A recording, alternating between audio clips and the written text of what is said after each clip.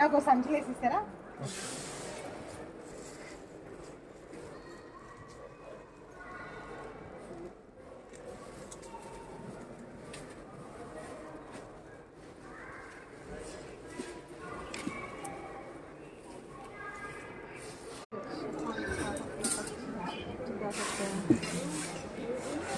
నేతి బీరకాయ, వంకాయలు, ఎర్ర గోంగూర, తెల్ల గోంగూర,